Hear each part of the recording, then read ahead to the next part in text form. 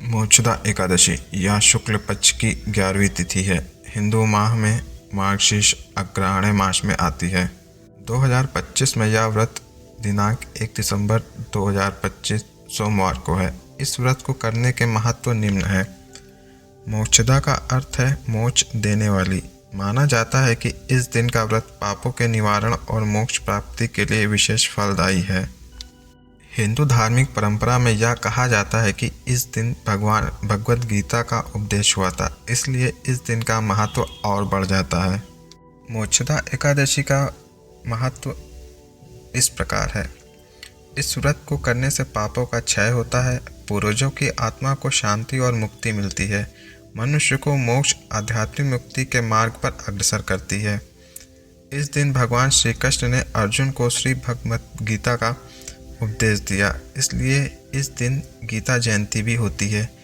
अपने पूर्वजों की भटकती आत्मा की शांति हेतु यह व्रत अवश्य करें।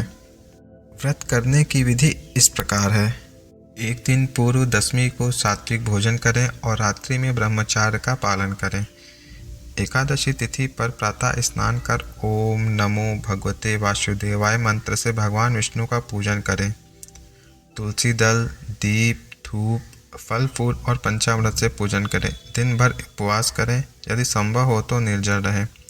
रात्रि में जागरण कर भजन कीर्तन करें। द्वादशी तिथि को प्रातः जरूरतमंद को सामर्थ्य अनुसार दान पुण्य करें।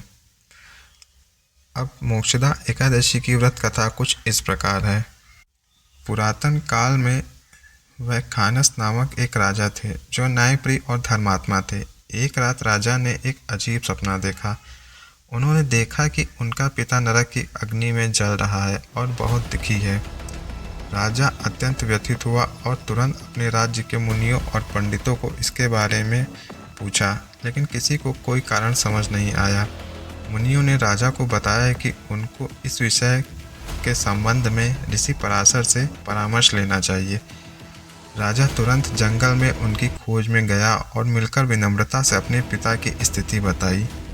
ऋषि पराशर तुरंत अंतर ध्यान हुए और अपनी दिव्य दृष्टि से देखा और कहा, राजन, तुम्हारे पिता अपने पिछले जन्म के कुछ पापों के कारण नरक के दुख को भोग रहे हैं, लेकिन उन्हें मुक्ति मिल सकती है यदि तुम आने वाली मोक्षदा एकादशी का व्रत विधि पूर्वक कर अपने व्रत का पुण्य अपने पिता को अर्पित कर दो तो उनको इन कष्टों से मुक्ति मिल सकती है।